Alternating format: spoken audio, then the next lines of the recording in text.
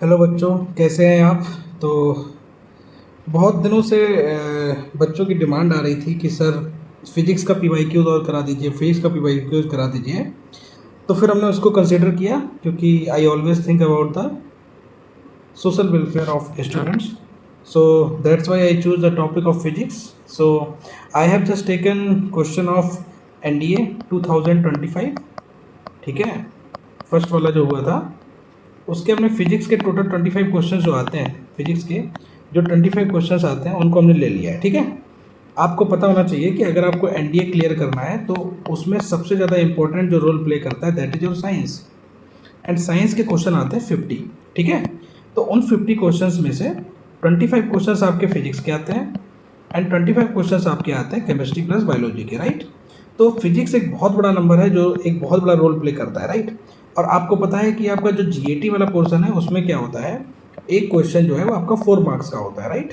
तो इसका मतलब फिजिक्स का अगर देखा जाए तो 25 इंटू 4 जो आपका 100 मार्क्स का हो गया। ठीक है, तो इसलिए बहुत इंपॉर्टेंट क्लास थी, तो इसलिए हमने उसको देखा है और हम आपके सामने यहाँ पर क्लास को लेके आए हैं। ठीक है, चलिए तो हम लोग सॉल्व करते हैं फिजिक्स के जो आपके 25 क्वेश्चंस आए थे एनडी 2025 में।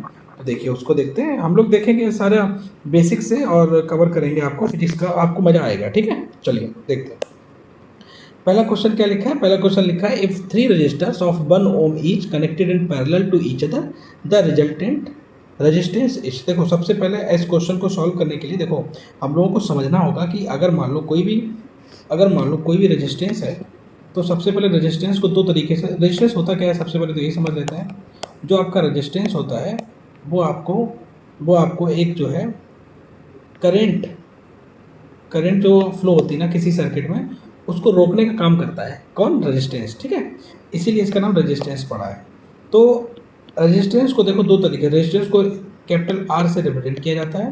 देखो रेजिस्टेंस को हम लोग सीरीज में जोड़ सकते हैं और रेजिस्टेंस को हम लोग पैरेलल में जोड़ सकते हैं। ठीक है, तो तुम्हारे एग्जाम में तो पैरेलल का पूछा गया है, तो हम हालांकि तुम्हें दोनों ही बता दे रहे हैं, सीरीज में कैसे जोड़ते हैं और पैरेलल में कैसे जोड़ते हैं। ठीक है, चलो देखो, तो सीरीज में रेजिस्टेंस को जोड़ने के लिए देखो इस तरीके से हम आपको दो रेजिस्टेंस सीरीज में जोड़ दिया है। ठीक है, और यहाँ पर हमने एक बैटरी लगा दी है। ठीक है, तो ये आपका एक सर्किट बन गया है, ये आपका R1 है, ये आपका R2 है। अच्छा, बैटरी का वोल्टेज है वो B है, ये प्लस है इसका, ये माइनस एरा है।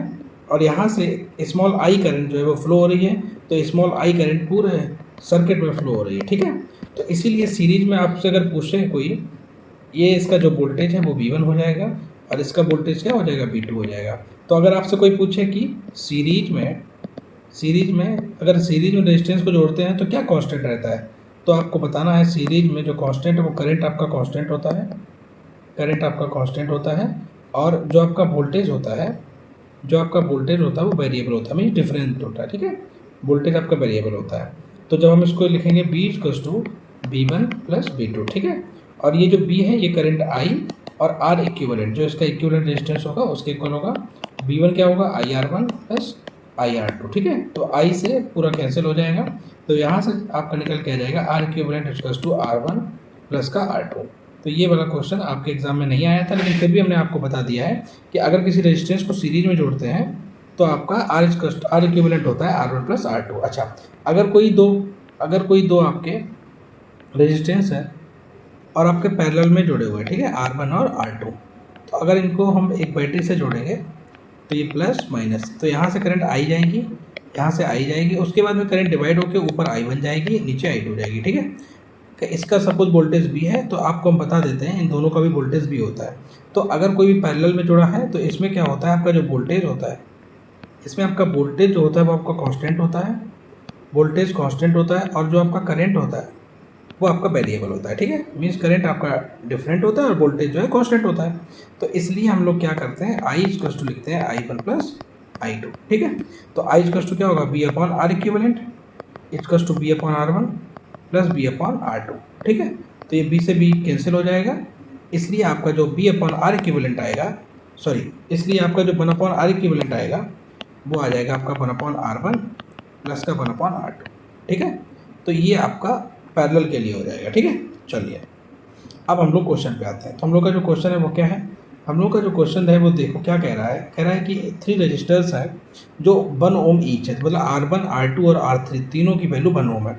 तो हम लोग क्या करेंगे, 1 ओम के रेजिस्टेंस को पैरेलल में जोड़ रहे हैं, ठीक है। 3 1 ओम के रेजिस्टेंस है, 1 ओम 1 ओम और 1 ओम, ठीक है। इनको हमने क्या किया है, एक बैटरी से जोड़ा गया है, ये प्लस माइनस, यहाँ से करंट आई फ्लो होगी। तो रिजल्टेंट आपका पूछ रहा है, तो आर इक्विवेलेंट पूछ रहा है, तो इसका फार्मूला क्या होता है, तो इसका फार्मूला होता है 1/R equivalent equals to 1/R1 plus 1/R2 plus 1/R3। तो 1/R इक्विवेलेंट जो हो जाएगा वो आपका क्या हो जाएगा, वो आपका आ जाएगा, एलसीएम लेंगे तो क्या आएगा, तो ये आपका आ जाएगा 3/1। तो आपका जो आर इक्विवेलेंट आएगा, वो आपका क्या आ जाएगा, 1/3 आ जाएगा, ठीक है। तो इसलिए बी ऑप्शन एकदम से करेक्ट ऑप्शन है, ठीक है। चलिए नेक्स्ट क्वेश्चन देखते हैं। नेक्स्ट क्वेश्चन क्या है, if we hear an echo due to, देखो इको का समझ लेते हैं। मान लो जैसे मेरे पास में एक ये जो है बॉल है, मेरे पास में ये क्या है, बॉल है, ठीक है। और ये जो बॉल है इस पर कोई भी साउंड वेव ऐसे करके जा रही है, तो साउंड वेव जाती है तो वापस भी लौटती है। और हम आपको बता दे रहे हैं कि कोई भी वेव है अगर किसी भी सरफेस से टकराकर और वापस अगर अपने ही मीडियम में वापस चली आती है तो उसको रिफ्लेक्शन कहते हैं, ठीक है। तो इसलिए आप लोगों को जो इको सुनाई देता है, जब हम लोग किसी कमरे में जाते हैं और कमरे में जाके कुछ अपनी बात को कहते हैं, तो ऐसा लगता है कि वो बात दोबारा किसी ने रिपीट करी है और वो एक गूंज बन के आपके कानों में सुनाई देती है, और उसी गूंज को इको बोलते हैं। तो वो आपका रिफ्लेक्शन ऑफ साउंड वेव के थ्रू होता है, इसलिए इसका ऑप्शन नंबर बी है। ये बहुत ही आसान क्वेश्चन था, इसलिए आप लोगों को इसमें ज़्यादा प्रॉब्लम नहीं हुई होगी, लेकिन क्या बोलते हैं, इसको समझना ज़रूरी है, ठीक है। चलिए, हालांकि हम आपको एक बात और बता दें, अगर आपको ये क्वेश्चन पूछ सकता है, मतलब रडार के क्वेश्चन होते हैं ना, रडार में क्या होता है, लाइट डिटेक्ट करता है रडार और उसके बाद में उसको वापस भेजता है।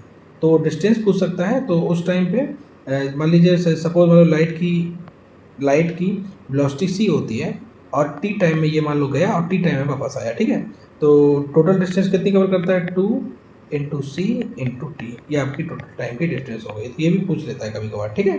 चलो नेक्स्ट क्या है, eight uniform speed the acceleration is. अब आप हमको एक बात बताइए, एक्सेलरेशन क्या होता है, एक्सेलरेशन आपका होता है dv/dt, यानी कि चेंज इन क्या होता है, चेंज इन वेलोसिटी अपॉन में टाइम, ये आपका होता है एक्सेलरेशन, ठीक है। वो ये कह रहा है कि एक्सेलरेशन ये कांस्टेंट है, इसका मतलब उसमें चेंज क्या होगा, 0 होगा, तो अपॉन टी, तो आपका ये आंसर क्या आ जाएगा, 0 आ जाएगा। इसलिए सी ऑप्शन एकदम से करेक्ट ऑप्शन। अभी तक के जितने भी क्वेश्चन आए वो सारे 10th स्टैंडर्ड के आए, ठीक है। तो इसलिए आपको देखना चाहिए, 10th क्लास की फिजिक्स बहुत इंपॉर्टेंट है, ठीक है। चलिए नेक्स्ट क्या है, when a light ray passes through from air to water with a non zero angle the ray will be. देखो इसका कॉन्सेप्ट है, आपको शायद 12th क्लास में पढ़ने को मिलेगा इसका कॉन्सेप्ट। देखो एक हमारा होता है डेंसर मीडियम, एक क्या होता है डेंसर मीडियम, ठीक है, और एक क्या होता है रेयरर मीडियम, ठीक है। एक होता है डेंसर मीडियम, एक होता है रेयरर मीडियम। तो डेंसर मीडियम का जो म्यू होता है मतलब वो ज़्यादा होता है, डेंसर मीडियम का जो म्यू होता है वो ज़्यादा होता है, और रेयरर मीडियम का जो म्यू होता है वो आपका कम होता है, ठीक है। डेंसर मीडियम वो मीडियम होता है जो बहुत ही क्या कह सकते हैं आपको, विस्कस एक तरीके का, या जिसके पार्टिकल आपस में चिपके हुए हैं तो उसको बोल सकते हैं डेंसर मीडियम। और रेयर मीडियम वो मीडियम होता है जिसके पार्टिकल आपस में बहुत दूर दूर है, चिपके हुए नहीं है, तो उनको रेयर मीडियम बोलते हैं। अब देखो कोई भी रे है उसके जाने की 2 ही कंडीशन है, या तो वो डेंसर मीडियम से रेयर मीडियम में जाएगी, आइदर वो रेयर मीडियम से डेंसर मीडियम में जाएगी। तो इसलिए ज़्यादा 2 ही कंडीशन है इसमें, आपकी इस बार ये कंडीशन पूछ ली है। तो इसमें हम लोगों को एक जो है हम आपकी एक सरफेस बना देते हैं, हालांकि ये सरफेस ट्रांसपेरेंट है। तो जैसे ही कोई भी लाइट की रे इस सरफेस पे आकर आती है, तो सपोज इसका जो तुरंत ही यहाँ पे हमको एक नॉर्मल खींचना पड़ता है, ठीक है। नॉर्मल से इस इंसिडेंट रे जो है उसका एंगल होता है स्मॉल आई, जिसको हम लोग बोलते हैं इंसिडेंट एंगल, ठीक है। तो अब बेसिकली क्या होता है कि अब इसको जाना तो चाहिए था सीधे, लेकिन प्रॉब्लम ये है कि जैसे ही ये दूसरे मीडियम में आती है, तो ये अपने जो आपका पाथ है उससे डेविएट हो जाती है। तो या तो अब ये इधर आ सकती है और या अब ये इधर आ सकती है। तो 2 कंडीशन होती है, लेकिन हम आपको बताएंगे कि किस कंडीशन में ये आपके टुवर्ड्स द नॉर्मल होगा और किस कंडीशन में ये आपका अवे फ्रॉम द नॉर्मल होगा, ठीक है। तो चलिए देखते हैं। सबसे पहले हम लोग एक काम करते हैं, हम इसी केस को ले लेते हैं, ठीक है। तो इसको हम मानते हैं कि ये मेरा डेंसर मीडियम है और ये मेरा रेयर मीडियम है, ठीक है। ये मेरा μ1 है और ये मेरा μ2 है, ठीक है। अच्छा, आपको हम बता दे रहे हैं कि रिफ्रैक्शन में क्या होता है, रिफ्रैक्शन में एक रूल होता है जिसको हम लोग बोलते हैं स्नेल्स लॉ।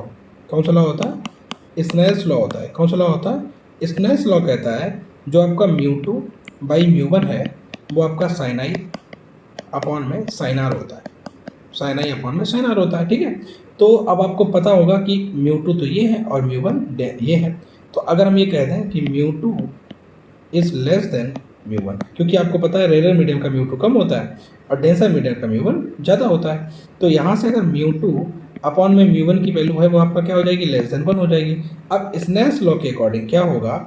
ये आपका साइन आई अपॉन में साइन आर, इसकी वैल्यू भी 1 से कम हो जाएगी। इसका मतलब ये हुआ, अच्छा हम आपको एक बात और बता दें, जब एंगल बहुत ही छोटे होते हैं तो साइन आई को हम लोग जो है आई भी लिख सकते हैं और साइन आर को हम लोग आर भी लिख सकते हैं। जब एंगल बहुत छोटे हो तो ये ऐसे कर सकते हैं। ठीक है, तो देखिए, तो इसलिए हो जाएगा आई अपॉन में आर लेस देन 1, तो आई लेस देन आर। इसका मतलब क्या हुआ? इसका मतलब ये हुआ कि आई एंगल छोटा होगा, आर एंगल बड़ा होगा। ठीक है, तो हम लोग देखेंगे इसका मतलब ये जो है अभी फ्रॉम द नॉर्मल होगा और ये मेरा एंगल होगा आर, समझ रहे ना?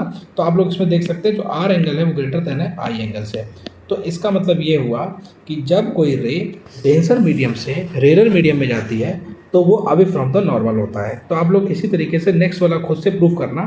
तो ये आपका आएगा जब कोई रेयर मीडियम से डेंसर मीडियम में आता है, जब कोई रेयर मीडियम से डेंसर मीडियम में आता है तो वो टुवर्ड्स द नॉर्मल होता है। तो वो टुवर्ड्स द नॉर्मल होता है, तो हम लोग यहाँ से ये कह सकते हैं टुवर्ड्स द नॉर्मल होता है, तो हम लोग यहाँ से कह सकते हैं आई ग्रेटर देन आर। ठीक है, आई ग्रेटर देन आर, और ये वाला अगर μ1 है, ये वाला अगर μ2 है तो μ2 ग्रेटर देन μ1 हो जाएगा। ठीक है, तो इसलिए ये क्वेश्चन आपको समझना चाहिए, ये दोनों कंडीशन है। ठीक है, तो इस वाले कंडीशन में क्या है? Towards the normal, towards the normal.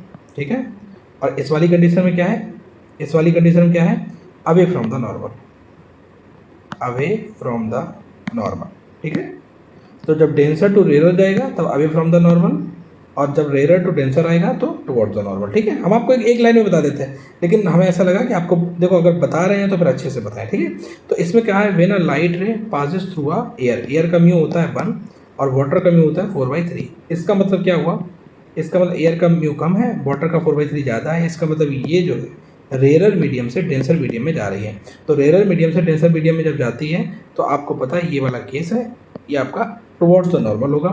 इसका मतलब आपकी जो रिफ्रैक्शन ले है वो आपकी नॉर्मल की तरफ बेंड हो जाएगी, तो इसलिए ऑप्शन नंबर ए एकदम से करेक्ट ऑप्शन हो जाएगा। ठीक है, चलिए नेक्स्ट क्वेश्चन देखते हैं। लिखा है which one of the following equation related to the motion of an object is not correct. आपको पता है कि इक्वेशन ऑफ द मोशन क्या होता है? What is equation of the motion? Newton ने दिया था इक्वेशन ऑफ द मोशन। तो इसके आपको 3 इक्वेशन होते हैं। पहला होता है B equals to u plus a t, second होता है आपका s equals to u t plus half a t square. ठीक है, थर्ड होता है आपका v square equals to u square plus का 2as। ये 3 तो आपके ऑफिशियल है। ठीक है, और जो चौथा वाला आपका इक्वेशन है वो आपका nth सेकेंड में अगर कोई डिस्टेंस कवर करता है यस या नथ, तो वो होता है आपका u plus 1/2 a bracket 2n-1। ठीक है, तो चलिए देखते हैं। पहला वाला एकदम करेक्ट लिखा है, s equals to u t plus half a t square, देख सकते हैं, तो ये एकदम सही है। ये लिखा है u equals to v minus u t, तो देखिए ये यहाँ से हो जाएगा u इक्वल्स टू, अगर इसको हम इधर लेके आते हैं तो b माइनस यू टी हो जाएगा, तो ये एकदम से करेक्ट है। ठीक है, इसके बाद में क्या लिखा है? U square minus v square equals to 2as, जबकि अगर हम इसको लेके जाते हैं इधर तो ये यू स्क्वायर इक्वल्स टू, तो ये वाला गलत है, सी ऑप्शन एकदम से गलत है और डी तो एकदम सही है। ठीक है, तो इसलिए सी ऑप्शन एकदम से करेक्ट है। इक्वेशन ऑफ द मोशन बहुत ईजी क्वेश्चन पूछा है, बहुत easy question, basic question of class 10। ठीक है, नेक्स्ट क्या दिया गया? नेक्स्ट दिया गया which one of the following statement is not correct. तो an ammeter is always connected in series in the circuit to measure the current. तो देखो अमीटर और वोल्ट मीटर की बात हो रही है, तो अब देखते हैं हम यहाँ पे, चलो हम इसको रफ कर देते हैं। अमीटर और वोल्ट मीटर की बात हो रही है, तो अमीटर और वोल्ट मीटर आपको समझना पड़ेगा। हम आपको बता देंगे, हम आपको 10th का भी थोड़ा सा बता देंगे और 12th का भी बता देंगे। तो सबसे पहले हम आपको बताएंगे अमीटर क्या होता है, उसके बाद में बताएंगे अमीटर कैसे बनाया जाता है, और उसके बाद में हम आपको ये बता देंगे अमीटर का रेजिस्टेंस कैसे क्या होता है, और आपको सारी चीज़ें ऐसे करके पता लग जाएंगी। चलो ठीक है, आओ देखते हैं अमीटर क्या होता है। पहले अमीटर को समझेंगे। ठीक है, चलिए आ जाइए। अमीटर क्या होता है, सबसे पहले क्या समझेंगे हम अमीटर को समझेंगे। अमीटर देखो, अमीटर क्या आपका मेज़र करता है? अमीटर आपका मेज़र करता है क्या मेजर करता है? करंट मेजर करता है। क्या मेजर करता है? करंट मेजर करता है कोई भी सर्किट में, ठीक है। अच्छा, अमीटर को जब भी लगाया जाएगा किसी भी सर्किट में तो ये ऑलवेज कनेक्टेड है सीरीज। तो किसी भी अमीटर को हम लोग जब सीरीज में लगाएंगे तब हम उसकी करंट को मेजर कर पाएंगे, ठीक है। अच्छा, उसके बाद में अमीटर का जो रेजिस्टेंस होता है, वो बहुत ही लो रेजिस्टेंस होता है। कैसा होता है? लो होता है। इसीलिए हम लोग बोलते हैं कि जो आइडियल अमीटर होता है, जो आपका आइडियल अमीटर होता है, उसका जो रेजिस्टेंस होता है वो आपका 0 ओम होता है, ठीक है। अब हम बताएंगे अमीटर को बना कैसे सकते हैं। तो जैसे मान लो मेरे पास में कोई गैल्वेनोमीटर है, मेरे पास में कोई गैल्वेनोमीटर है, तो उस गैल्वेनोमीटर में मेरे पास में गैल्वेनोमीटर है, उस गैल्वेनोमीटर में एक शंट लगाया जाता है। क्या लगाया जाता है? शंट। तो अगर गैल्वेनोमीटर को अमीटर में कन्वर्ट करना होगा तो हमको एक शंट लगाना पड़ेगा, ठीक है। और वो शंट जो है वो पैरेलल में लगाना पड़ेगा, ठीक है। शंट कैसे लगाना पड़ेगा? पैरेलल में लगाना पड़ेगा। और शंट का जो रेजिस्टेंस होगा वो बहुत ही हाई होगा। शंट का रेजिस्टेंस कैसा होगा? बहुत ही हाई रेजिस्टेंस शंट का होगा, ठीक है। समझ गए आप बात को? तो ऐसे करके आपका अमीटर बनता है। अब हम बात करते हैं वोल्ट मीटर की। अब हम किसकी बात करेंगे? वोल्ट मीटर की बात करते हैं। तो वोल्ट मीटर में क्या होता है समझ सकते हैं। सबसे पहले वोल्ट मीटर का काम क्या है? तो वोल्ट मीटर आपका मेजर करता है, क्या मेजर करता है? वोल्टेज मेजर करता है, ईएमएफ मेजर करता है, ठीक है। अच्छा, वोल्ट मीटर को हम लोग कैसे कनेक्ट करते हैं? तो ऑलवेज पैरेलल में कनेक्ट होता है वोल्ट मीटर, ठीक है। ऑलवेज आपका पैरेलल में कनेक्ट होगा। उसके बाद में आपका वोल्ट मीटर का जो रेजिस्टेंस होता है वो क्या होता है? तो वोल्ट मीटर का जो रेजिस्टेंस होगा वो आपका हाई रेजिस्टेंस होता है। और उसके बाद में जो आइडियल वोल्ट मीटर उसका रेजिस्टेंस जो है इनफाइनाइट होता है। अच्छा, अब वोल्ट मीटर को बनाते कैसे हैं? तो जैसे मान लो कोई भी गैल्वेनोमीटर है, उसको हमें कन्वर्ट करना है किसमें? वोल्ट मीटर में, ठीक है। तो गैल्वेनोमीटर को वोल्ट मीटर में कन्वर्ट करने के लिए हम लोगों को क्या लगाना पड़ेगा? शंट लगाना पड़ेगा। क्या लगाना पड़ेगा? शंट लगाना पड़ेगा। कैसे? सीरीज में शंट लगाना पड़ेगा। और शंट का रेजिस्टेंस बहुत ही कम होगा, तो लो रेजिस्टेंस का शंट लगाना पड़ेगा, ठीक है। तो ये आपका थोड़ा सा हमने 12th का बता दिया है। बाकी जो मेन है वो आपका ये है, अमीटर का क्या काम है, वोल्ट मीटर का क्या है। अब क्वेश्चन को देख लेते हैं। लिखा है which one of the following statement is not correct? An ammeter is always connected in series in the circuit to measure the current. बिल्कुल सही लिखा है, सीरीज में कनेक्ट होता है और उस करंट को मेजर करता है। नेक्स्ट क्या? A voltmeter is always connected in parallel in a circuit. Very good, ये भी बिल्कुल सही लिखा है। नेक्स्ट क्या लिखा है? A voltmeter has a high resistance and ammeter has a low resistance. ये भी बिल्कुल सही लिखा है। फोर्थ क्या लिखा? A voltmeter has a low resistance. ये गलत है, वोल्ट मीटर का रेजिस्टेंस हाई होता है और अमीटर का रेजिस्टेंस क्या होता है? लो होता है। ये हमने आपको ऑलरेडी लिखा दिया है, ठीक है। चलिए नेक्स्ट क्वेश्चन देखते हैं। नेक्स्ट क्वेश्चन क्या कह रहा है? अच्छा वो एक सेकेंड, इधर पूरा हो गया ना, कंप्लीट हो गया? हाँ, इधर कंप्लीट हो गया। चलिए नेक्स्ट क्वेश्चन क्या कह रहा है? कह रहा है एक सॉलिड है, when a solid body is partially और completely immersed in a fluid, the fluid exerts an upward force. अच्छा, अपवर्ड फोर्स को बॉइंट फोर्स बोलते हैं, ठीक है। अपवर्ड फोर्स को यहाँ पर लिख सकते हैं बॉइंट फोर्स बोलते हैं। अपवर्ड फोर्स को क्या बोलते हैं? बॉइंट फोर्स बोलते हैं, ठीक है।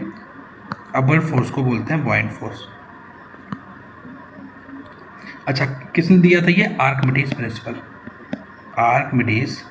प्रिंसिपल के थ्रू हम लोग निकालेंगे, ठीक है। आर्किमिडीज प्रिंसिपल, ठीक है। तो आर्किमिडीज प्रिंसिपल जो है वो कहता है कि आपने अगर कोई भी बॉडी को एक फ्लूइड में अंदर इमर्स किया है तो वो जो फ्लूइड है उस पर एग्जर्ट जो फोर्स होगा, जिसको हम लोग बॉइंट फोर्स बोलते हैं, वो आपका इक्वल होता है। किसके इक्वल होता है? Weight of the displaced fluid, ठीक है। Weight of displaced fluid by the body, ठीक है। तो ये आपका सेकेंड ऑप्शन ऑलरेडी लिखा है। मास के देखो, मास के मैग्नीट्यूड ऑफ द फोर्स पूछा है, तो magnitude of the force mass of the body के कभी भी इक्वल नहीं होगा, तो इसलिए ये तो एकदम से सही नहीं हो सकता है। ऑप्शन नंबर बी एकदम से करेक्ट ऑप्शन है। ये आर्किमिडीज प्रिंसिपल आपको पता होना चाहिए, 10th क्लास का है, ठीक है। नेक्स्ट क्या लिखा है? If the length of a copper wire is increase by twice then its resistivity will be. देखो मेरी बात सुनो, रेजिस्टिविटी को हम लोग बोलते हैं स्पेसिफिक रेजिस्टेंस। क्या बोलते हैं? स्पेसिफिक रेजिस्टेंस बोलते हैं। अच्छा, रेजिस्टिविटी का फॉर्मूला क्या होता है? Rho equals to R into A by L होता है, ठीक है। अच्छा, हम आपको एक बात बताते हैं, रजिस्टिविटी ना तो एरिया पे डिपेंड करती है, ना तो लेंथ पे डिपेंड करती है, ना रेजिस्टेंस पे डिपेंड करती है। रजिस्टिविटी एक तो आपका मटेरियल पे डिपेंड करती है, कैसा आपका मटेरियल है, और दूसरा रजिस्टिविटी डिपेंड करती है आपके टेम्परेचर पे। तो अगर टेम्परेचर को इंक्रीज करते हैं तो रजिस्टिविटी आपकी जो रो है वो इंक्रीज हो जाती है। इसमें पूछा गया है कॉपर की लेंथ को बढ़ाओ घटाओ, 2 गुना करो, 4 गुना करो, 6 गुना करो, कोई मतलब नहीं, सेम रहेगा। इसके ऑप्शन नंबर सी एकदम से करेक्ट ऑप्शन है। ये आपको थोड़ा सा गुमराह करने के लिए दिया गया था, लेकिन अगर आपको कॉन्सेप्ट पता होता तो आप लोग एकदम सेम लगा के आते। ठीक है, चलिए नेक्स्ट क्वेश्चन देखते क्या है। Which one of the following is a dimensionless. Okay, अच्छा स्ट्रेस क्या होता है? स्ट्रेस वो होता है आपका फोर्स अपॉन एरिया। स्ट्रेस और प्रेशर एक ही बात है। ये देखो, ये भी फोर्स अपॉन एरिया है। ठीक है, तो इन सब की तो यूनिट पास्कल होती है, और डायमेंशन क्या होती है? M L minus 1 T minus 2, ये इसकी डायमेंशन होती है। ठीक है, अच्छा फोर्स की तो आपको पता ही है, एम एल टी माइनस 2 होती है डायमेंशन। और जो स्ट्रेन है, स्ट्रेन आपका होता है delta L by L, change in length upon main length, means basic length. तो इसकी कोई भी यूनिट भी नहीं होती, डायमेंशन भी नहीं होती, इसलिए ऑप्शन नंबर बी एकदम से करेक्ट ऑप्शन है। ठीक है, चलिए नेक्स्ट क्वेश्चन देखते हैं। देखो, a system that does not allow exchange of heat with its surroundings is called. देखो, अब मेरी बात सुनो, हम आपको बता देते हैं, अगर कोई सिस्टम हीट का एक्सचेंज आपस में नहीं कर रहा है तो उसको बोलते हैं एडियाबेटिक प्रोसेस। क्या बोलते हैं? Adiabatic process. तो एडियाबेटिक प्रोसेस में क्या होता है, जो आपका डेल्टा क्यू होता है वो आपका क्या होता है? जीरो होता है। डेल्टा क्यू क्या होता है? जीरो होता है। तो इसलिए ऑप्शन नंबर ए ही में ही लिखा है कि एडियाबेटिक प्रोसेस, तो यही एकदम से करेक्ट ऑप्शन हो जाएगा। ठीक है, चलिए नेक्स्ट क्वेश्चन देखते हैं क्या लिखा है। If the speed of the light in carbon disulphide and vacuum is x and y respectively. अब हम आपको एक बात और बता देते हैं, इधर देखिए, जो आपका म्यू होता है, जो रिफ्रैक्टिव इंडेक्स होता है, वो आपका होता है सी अपॉन में बी। अच्छा, सी क्या होता है? सी होता है आपका लाइट की वेलोसिटी किस में होती है? वैक्यूम में होती है। किस में होती है? वैक्यूम में होती है। और ये बी भी लाइट की वेलोसिटी होती है, बी भी लाइट की ही वेलोसिटी होती है, लेकिन ये जो है मीडियम में होती है। ये किस में होती है? मीडियम में होती है। तो इसलिए जो सी है, सी की वैल्यू, क्योंकि आपको पता है जो म्यू है, म्यू की वैल्यू जो है वो या तो 1 होगी या 1 से बड़ी होती है। तो इसलिए जो सी अपॉन बी होगा वो भी ग्रेटर और इक्वल क्या होगा? 1 होगा। तो सी की वैल्यू हमेशा ज़्यादा होगी और बी की वैल्यू हमेशा कम होगी। ठीक है, तो अब हम लोग देखते हैं। अब एक तो दिया है कि आपकी स्पीड ऑफ लाइट कार्बन में, तो आपको पता है कार्बन में कम होगी और वैक्यूम में ज़्यादा होगी, तो मतलब वाई ज़्यादा होगा, एक्स कम होगा। तो ये आपका बेसिक क्वेश्चन था, आपको अगर पता होता तो आप लोग कर देते। तो ए ऑप्शन एकदम से करेक्ट ऑप्शन है। ठीक है, नेक्स्ट क्या लिखा? A current through a horizontal power line flows in east to west direction, what direction of magnetic field at a point directly below it when viewed from the east end. देखो भाई, इसमें किसकी बात हो रही है? इसमें आपका एक बता रहा है कि एक आपकी रॉड है जिसमें आपकी जो करंट फ्लो हो रही है वो आपकी ईस्ट टू वेस्ट हो रही है, मीन्स इस तरीके से करंट आपकी फ्लो हो रही है। अच्छा, इस एंड से आपका देखा जा रहा है, इसमें आपका कौन सा रूल लगता है? इसमें आपका रूल लगेगा राइट हैंड थंब रूल लगेगा। राइट हैंड थंब रूल लगेगा। तो राइट हैंड थंब रूल में आपको जो अपना ये आपका जो थंब होता है, इसको हमें करंट की डायरेक्शन में रखना होता है, और आपकी जो उंगलियां होती हैं वो आपको ये बताती हैं कि आपकी जो मैग्नेटिक फील्ड लाइंस हैं वो किधर से होकर जाएंगी। ठीक है, तो अगर हम अपने थंब को रखते हैं तो ईस्ट टू वेस्ट डायरेक्शन में, तो हमें दिखता है कि जो हमारी मैग्नेटिक फील्ड लाइंस है वो एक तरीके का ये ऐसे करके जाएगी। अब आपको पता है ये एक आपकी क्लॉक है, तो क्लॉक में घड़ी ऐसे चलती है। ठीक है, तो ये आपकी क्लॉकवाइज डायरेक्शन में होगा, परपेंडिकुलरली होगा। तो देखिए क्या ऑप्शन दे रखा है, पहला लिखा है clockwise in a plane perpendicular to the wire. पहले ही सही है, बिल्कुल करेक्ट है। क्लॉकवाइज होगा और परपेंडिकुलर होगा, पैरेलल कभी नहीं होता है। ठीक है, पैरेलल कभी हो ही नहीं सकता, पैरेलल नहीं होता है। ठीक है, तो ये देखिए नेक्स्ट अच्छा पीछे रह गया। हाँ, नेक्स्ट क्या है देखिए, which one of the following element is known to be discovered at the earliest. आपने भी पढ़ा होगा कॉपर एक स्टोनेज है, तो सबसे पहले कॉपर ही आया था। ये क्वेश्चन आपका हिस्ट्री से भी रिलेटेड है थोड़ा सा, तो फिजिक्स में हिस्ट्री पूछ दिया है, चलो कोई बात नहीं। नेक्स्ट क्या लिखा, the magnetic field inside a long solenoid current carrying. तो ऊपर ये बता देते हैं, जैसे मान लो जो देखो, सबसे पहले आप लोग ये देख लीजिए, जो आपकी सोलेनॉइड होती है वो ये होती है। ठीक है, सोलेनॉइड क्या होती है? सोलेनॉइड ये होती है। इसमें आपके कॉपर के वायर हैं वो आपको टर्न किए गए हैं। अच्छा, इसके जो टर्न है वो सपोज हम लोग इसकी लेंथ हम लोग L मान लेते हैं, number of turns capital N मान लेते हैं, और इसके इनसाइड जो आपकी मैग्नेटिक फील्ड होती है वो यूनिफॉर्म होती है। कैसी होती है? यूनिफॉर्म होती है, और उसका फार्मूला क्या होता है? 12th क्लास में है, mu naught into N upon में L इंटू आई। ठीक है, तो ये इसका फार्मूला होता है।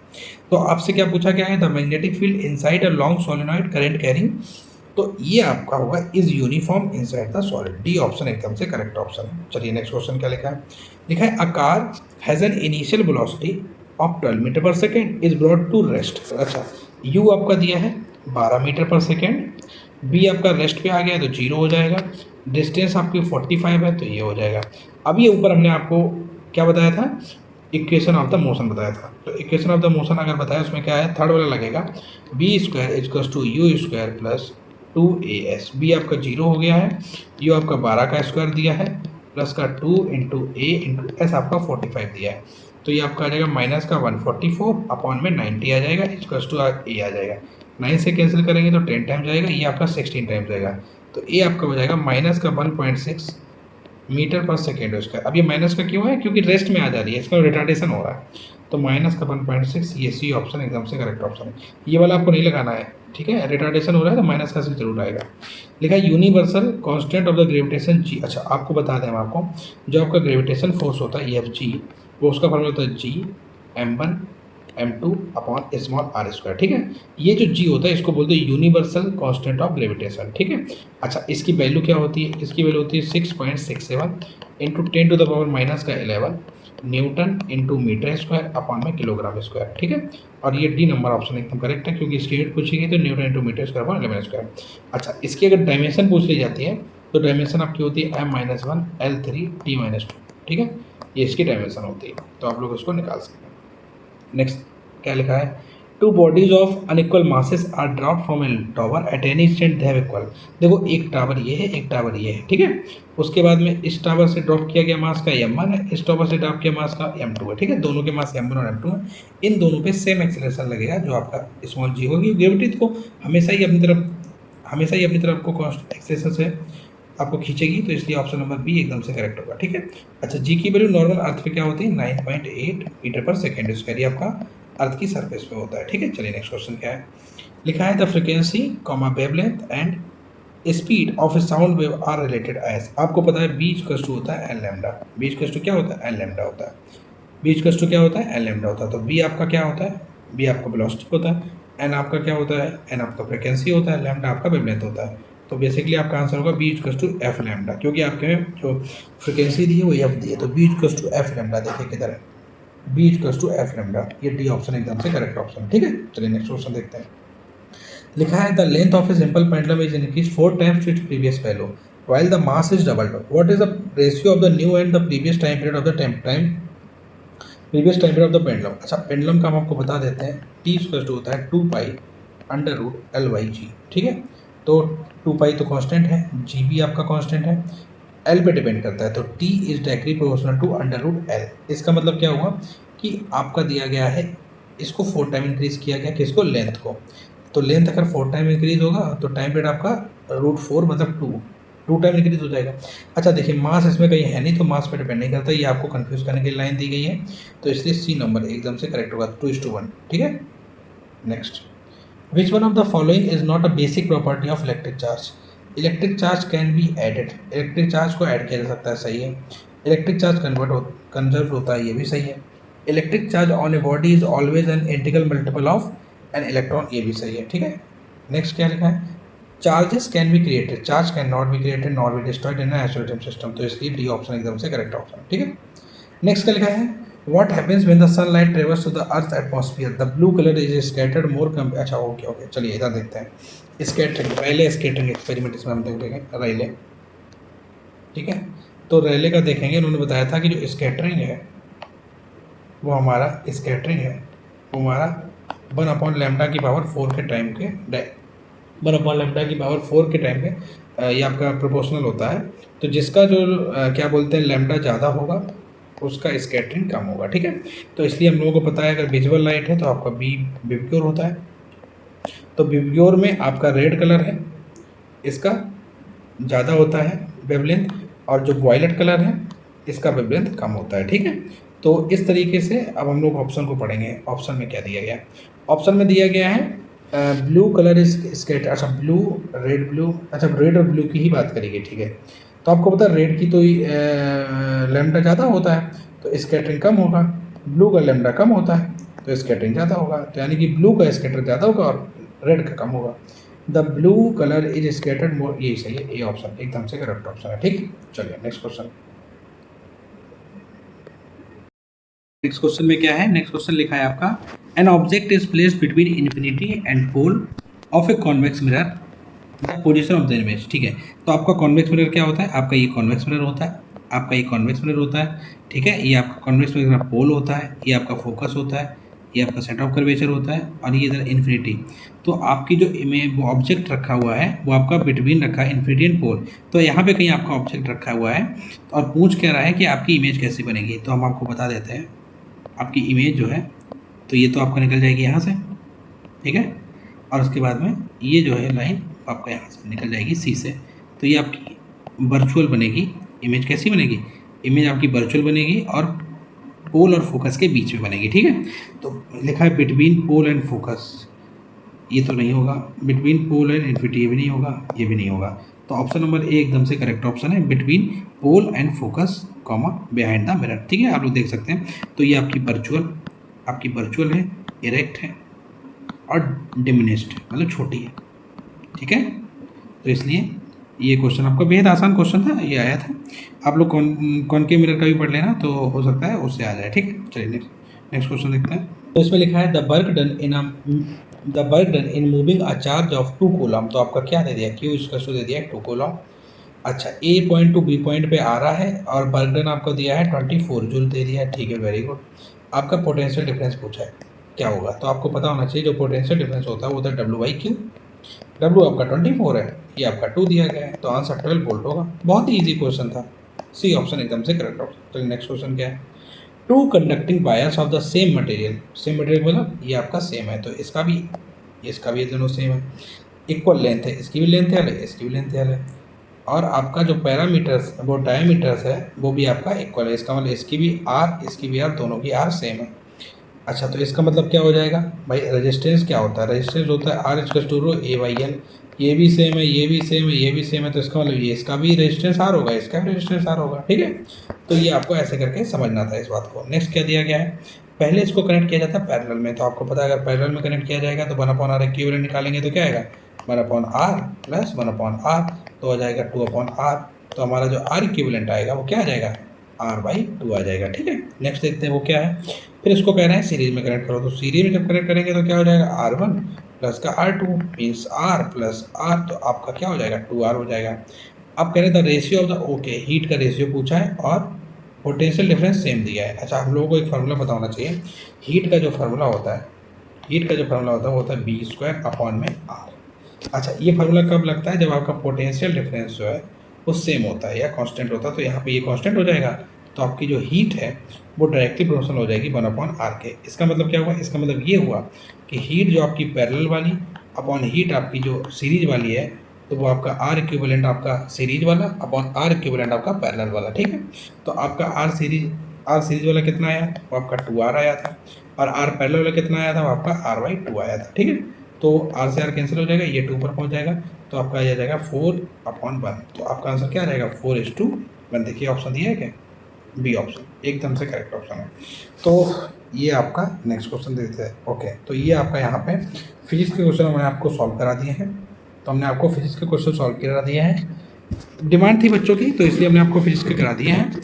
नेक्स्ट हम लोग का जो मूव है वो हमने आपको ऑलरेडी बता के रखा है कि हम लोग chapter wise math chapter wise हम लोग जो है लेके आ रहे हैं, जल्दी लेके आ रहे हैं। चैप्टर वाइज मैथ जो है हम लोग उसको करेंगे। ठीक है, सो दैट आपको मतलब पढ़ने में आसानी होगी। तो एक ही चैप्टर में सारी चीज़ें कवर हो जाएंगी, मतलब एक वीडियो आपकी आएगी, या पार्ट ए में आएगी, पार्ट बी में आएगी, जैसा होगा वो देख लेंगे, या फिर एक साथ में 2 या 3 घंटे की आएगी, वो भी देख लेंगे। तो उसमें क्या होगा, आपका जो एक चैप्टर होगा वो पूरे चैप्टर का पहले थ्योरी होगी, उसके बाद में फिर उसके PYQ होंगे। ठीक है, तो आप लोग इस वीडियो को जो हमने अभी आपको दे रहे हैं फिजिक्स का, इसको आप लोग देखिए और बताइए कि आपको ये वीडियो कैसी लगी, आपको मेरा फिजिक्स पढ़ाने का तरीका कैसा लगा। ठीक है, और कोई भी अगर आपको प्रॉब्लम आ रही है तो आप लोग कमेंट सेक्शन में लिख सकते हैं। और आप लोग ये वीडियो देखिए, इसलिए बहुत बहुत धन्यवाद।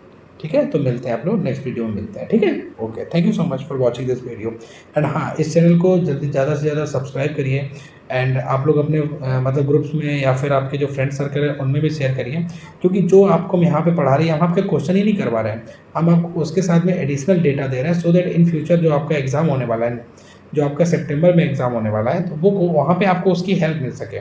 मतलब PYQs right now I am just solving PYQs, but it doesn't mean I am just focusing on only PYQs। My focus is to see your next NDA जो आपका आ रहा है सितंबर में, राइट। हम उसके लिए भी प्रिपेयर कर रहे हैं। तो कोई भी अगर मान लो कोई भी क्वेश्चन है, वो हमें ऐसा लगता है कि इसके चांसेस नेक्स्ट वाले में भी आने के हैं, तो हम इसलिए आपको थोड़ा थोड़ा थ्योरी भी बताते रहते हैं, सो दैट आप लोग उसको समझ सको, ठीक है। तो थैंक यू सो मच, आपने वीडियो देखा। चलो मिलते हैं नेक्स्ट वीडियो।